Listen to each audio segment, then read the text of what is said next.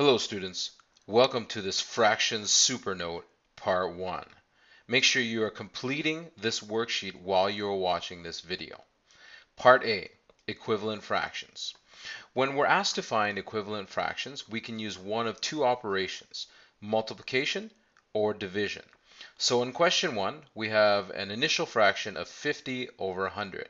So instead of multiplying the numerator and the denominator, let's think of numbers that can divide into both the numerator and denominator. So let's try 5. So if we were to divide the top and the bottom by 5, we have a look at the numerator. 50 divided by 5 is 10. And then the denominator, 100 divided by 5 is 20. Okay. Now, another number that we could have divided into both the numerator and the denominator is 10. So if we did that, let's put the answer down here. 5 divided by 10 is 5. 50 divided by 10, sorry, is 5. And 100 divided by 10 is 10. Okay. We could also have divided it by 50. The numerator and the denominator by 50. So 50, the numerator is 50 divided by 50, we get 1. The denominator is 100 divided by 50, we get 2. So just in this short example, we came up with 3 different equivalent fractions. We came up with 10 over 20, we came up with 5 over 10, and we came up with 1/2 just by using division. All right, let's go on to example 2. This time, let's use multiplication. Because the numbers in the numerator and the denominator are quite low, we probably can't use division, so let's use multiplication. So the easiest one to do is multiply both the numerator and the denominator by 2. So if I do that, I multiply it out. 4 times 2 is 8. And then the denominator, 9 times 2 is 18. So what's another number that we can multiply by? So what if we multiplied by 5? So if we multiply the numerator and the denominator by 5, we get 4 times 5, which is 20. And then we get 9 times 5, which is 45. Okay? And how about another number? What if we multiply the top and the bottom by 10? So we get 4 times 10, which is 40. And then we have 9 times 10, which is 90. So if I switch the color of my pen here, I can see that I have come up with 3 equivalent fractions to 4 over 9. We have 8 over 18, we have 20 over 45, and we have 40 over 90.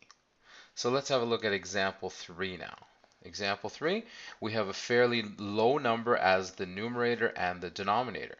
So let's use multiplication. So what if we choose some different numbers here? What if I multiply the numerator and the denominator by 100?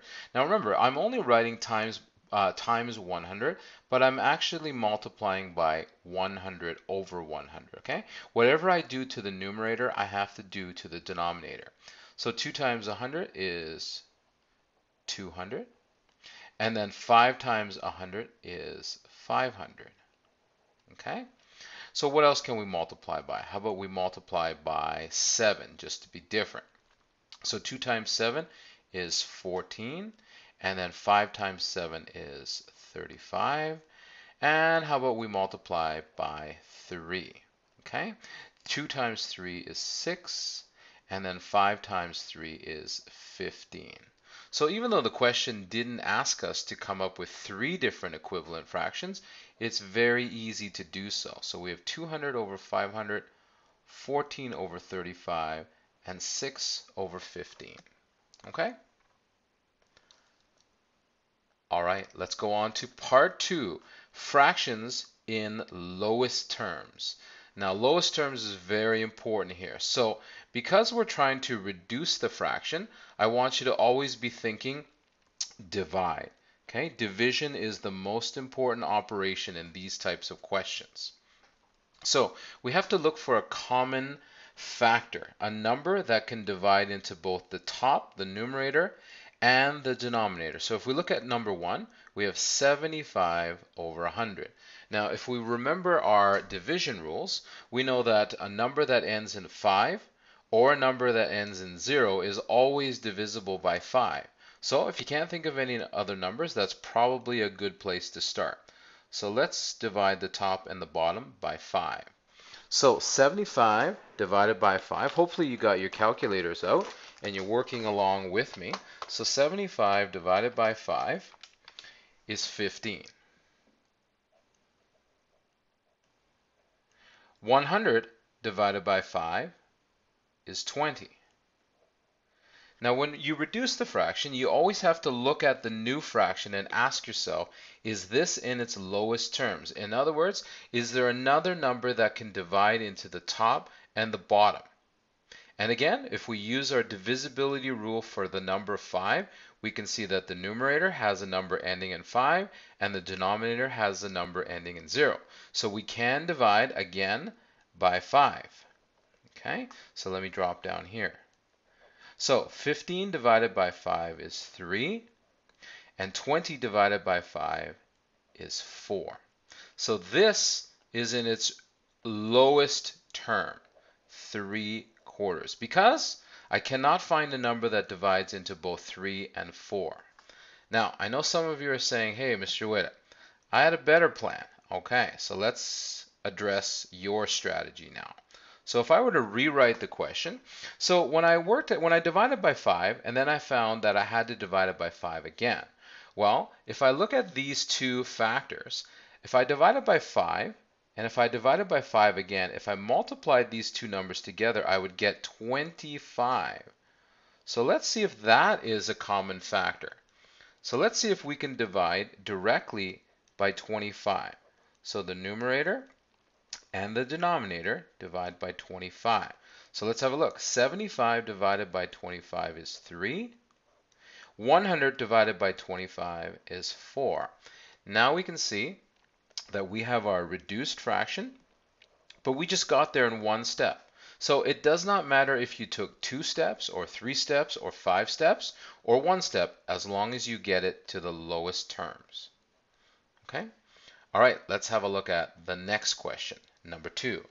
So let me give you a couple seconds to think of some factors that can divide into 27 and 108. It's good to have your calculator, okay? We can rule out 2 because the top number is an odd number. We know the bottom is an even number, so that would work, but the top wouldn't work. So how about 3? We know that the number 3 goes in 27, but if I use my calculator, does 3 go into 108? Yes, it does. So how about let's try dividing the top and the bottom by 3. So 27 divided by 3 is 9. 108 divided by 3 is 36. Okay. So let's look at our newly reduced fraction, 9 over 36. Is there a number that can divide into both the top and the bottom? How about 9?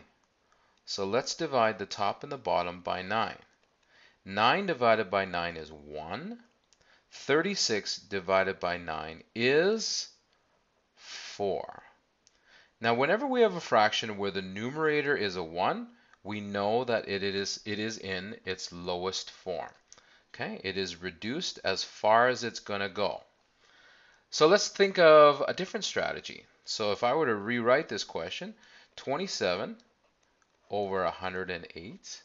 So let's have a look at the two numbers that we factored into as we reduced our fractions. So first we divided by 3, and then we divided by 9. So what if we were to multiply these two numbers together? We have 27. So I wonder if 27 is a factor for both the numerator and the denominator. So let's check it. Oops, that's a division sign. Sorry about that. All right, 27 divided by 27 is 1. 108 divided by 27, using your calculator, is 4. So again, we've come up with the same answer, but just in one step. Again, it doesn't matter if you took 2 steps or 1 step. Okay, once you get good at it and you really get confident with your divisibility rules, you're going to find that you're able to reduce fractions with just 1 step. Okay, let's go on to example 3. So let's use our divisibility rules. We have a number that ends in 0. We have another number that ends in 0. So what's the factor? The common factor is 10. All right, let's divide the top and the bottom. 60 divided by 10 is 6. 100 divided by 10 is 10. I need to look at my newly reduced fraction. Is that in its lowest terms? Well, no, because they're both even numbers. So what if I were to divide the top and the bottom by 2? I'm going to end up with 3 over 5. 3 over 5, can that be reduced anymore? No, it cannot. So this must be the fraction in its lowest terms. So again, let's look at the two steps that we used. First, we divided by 10, and then we divided it by 2. So if we were to multiply these two numbers together, we get 20. So I wonder if that is a common factor for 60 and 100. So let's rewrite this question down here. Let's try and divide the top and the bottom by 20. Let's see what we get. 60 divided by 20 is 3. 100 divided by 20 is 5. So I hope you picked up a few tricks while listening to this section of the tutorial. Okay, these two are the same. Again, the first answer we got in 2 steps. The second answer we got in 1 step. Let's go on to section C, or part C. All right, finding common denominators, or finding common multiples. So right now, you'll notice that these numbers are actually not fractions. So I just want you to kind of get this word out of your head for now. All right, so let's line up these two numbers. We have 3 and we have 7. So remember what multiples are. Multiples are when we multiply that number by first 1, and then 2, and then 3, and then 4. So let's make a list here, okay? So 3 times 1 is 3. 3 times 2 is 6. 3 times 3 is 9. 3 times 4 is 12. 3 times 5 is 15. 3 times 6 is 18. 3 times 7 is 21. 3 times 8 is 24.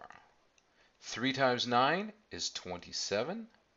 And 3 times 10 is 30. So let's go up to 3 times 10. And let's make a similar list for the multiples of 7. So 7 times 1 is 7. 7 times 2 is 14. 7 times 3 is 21.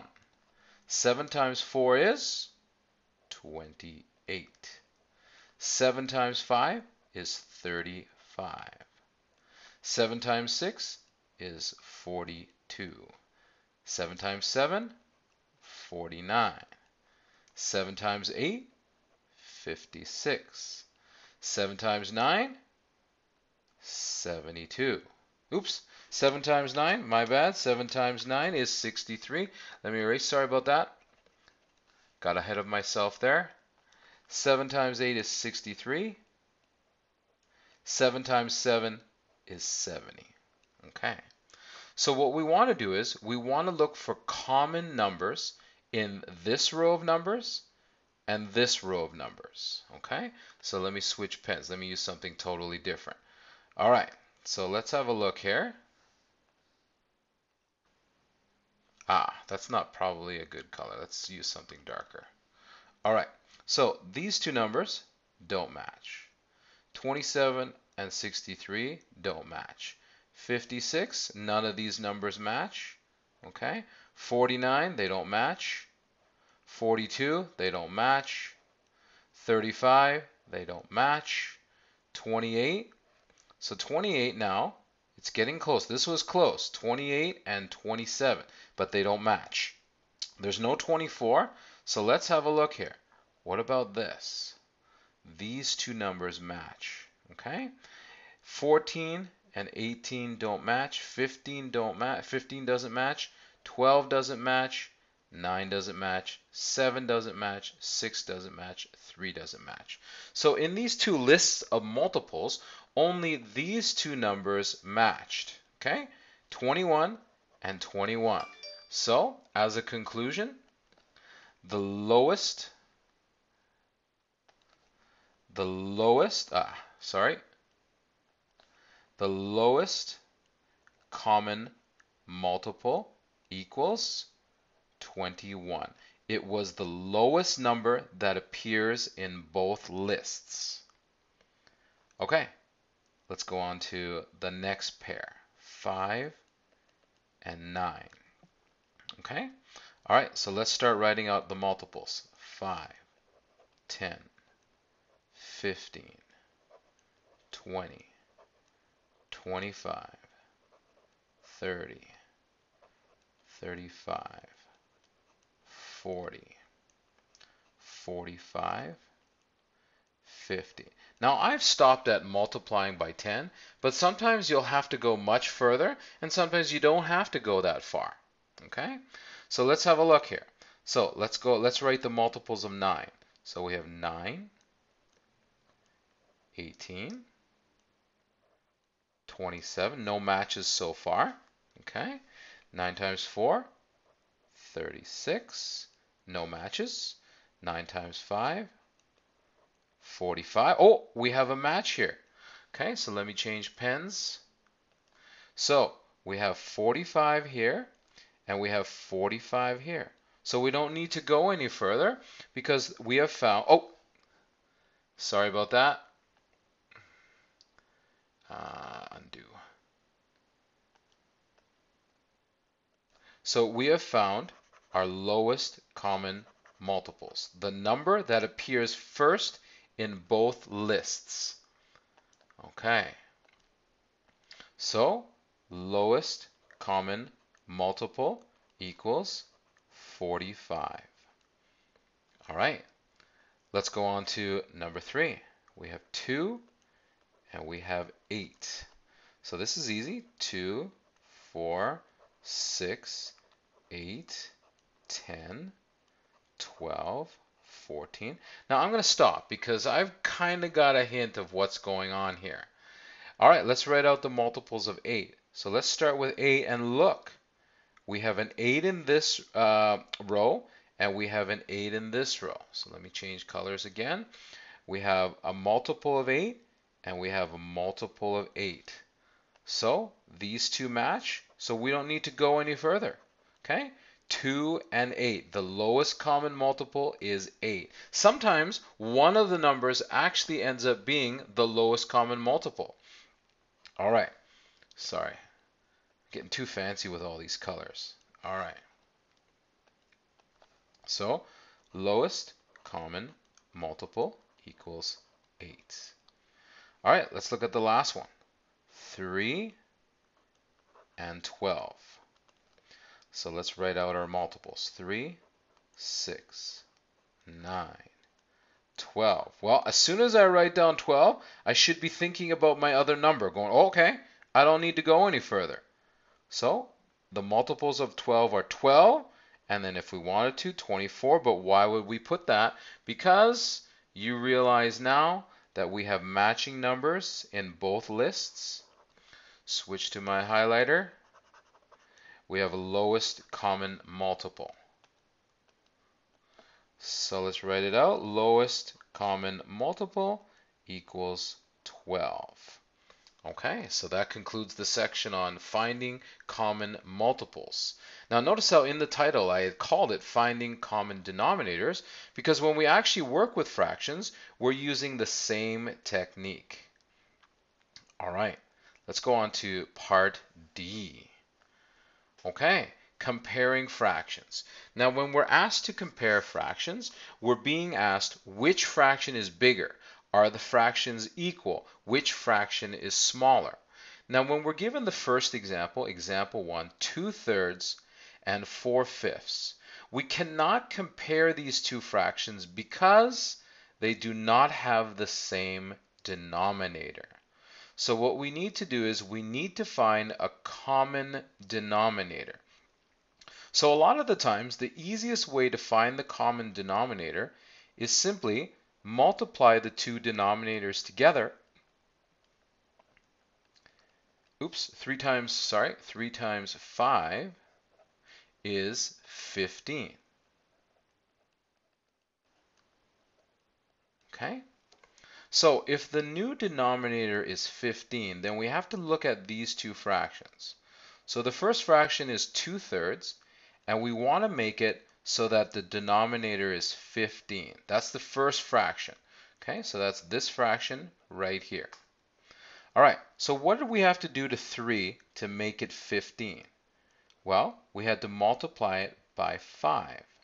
So when we figure out what the numerator should be, we also have to multiply it by the same number. 2 times 5 equals 10. So remember the first section on equivalent fractions?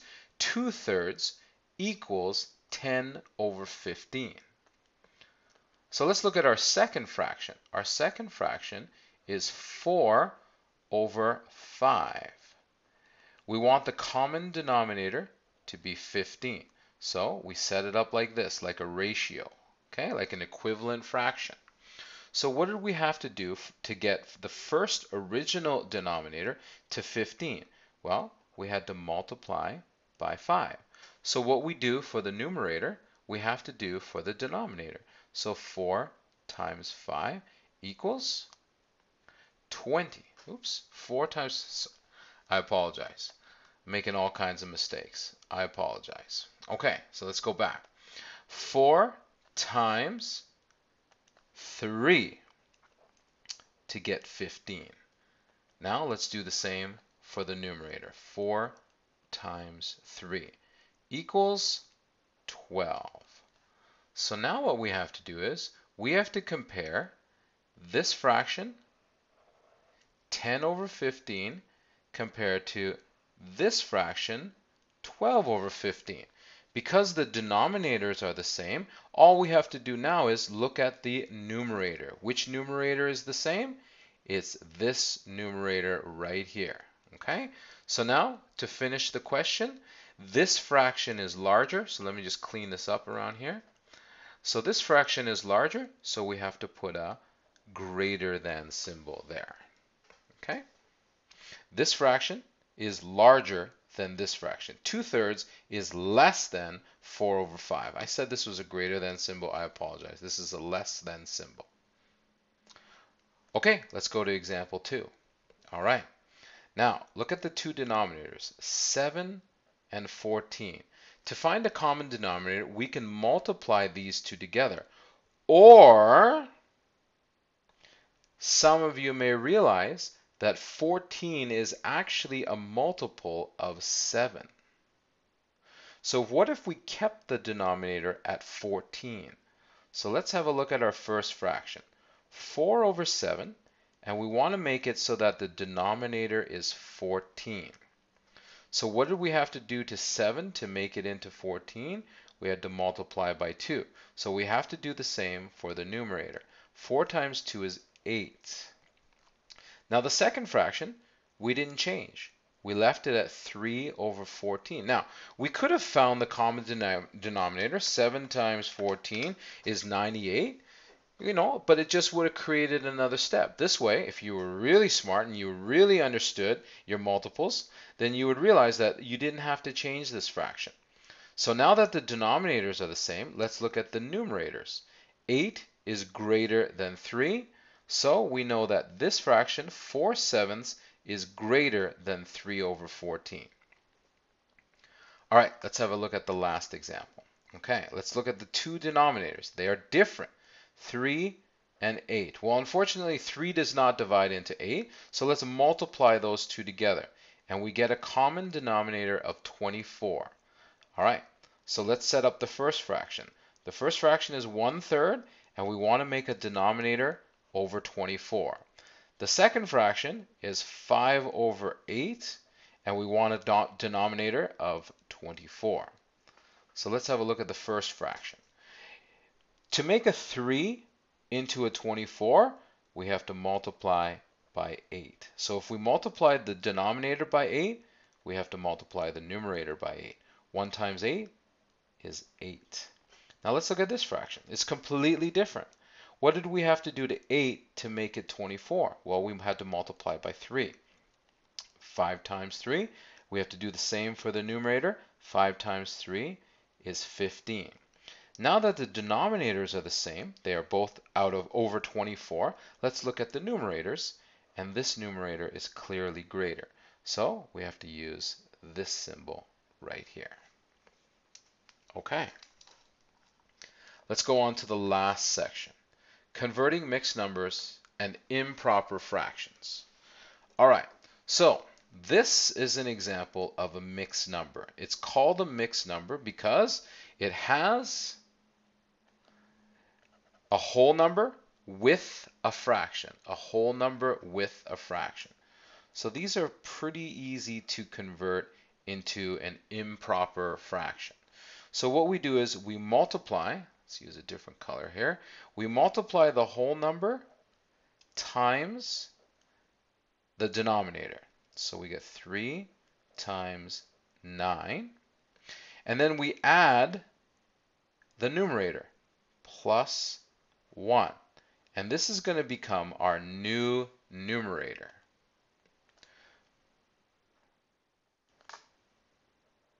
So 3 times 9 is 27, plus 1, the numerator, is 28. The denominator does not change. 28 over 9 equals 3 1/9. So let's have a look at example 2. We have a whole number of 9 2/7. So if I change my color, I multiply the whole number times the denominator. I multiply these two. So I go 9 times 7, and then I add whatever the numerator is. The numerator is a 2, okay? And that's going to become my new numerator. So let's do this mental math. 9 times 7 is 63, plus 2 is 65. 65 over, and the denominator doesn't change, 65 over 7. Okay, so when we have an improper fraction and we're asked to convert it to the mixed number, we do the exact opposite. So we take the numerator and we divide it by the denominator. Now 21 divided by 4 gives us a whole number of 5. Now if we multiply 5 times 4, we get 20. We subtract 21, subtract 20 gives us 1 remainder. And then the denominator doesn't change. So it actually is much easier to show when we use long division, which you know I don't really like to use. So 4 goes into 20 5 times. 5 times 4 is 20, and we have 1 as the remainder. The remainder always appears as the new numerator. Okay, so let's look at example 4. So let's use long division again. So we got 15 divided by 2. 2 goes into 15 7 times. 7 times 2 is 14. 15 subtract 14 is 1 remainder. This remainder is the new numerator.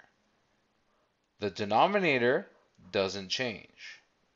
This is the whole number that goes here. So this answer is 7 1/2. Okay, so this concludes the fraction super note video. Glad you survived it. Thanks for watching. Bye.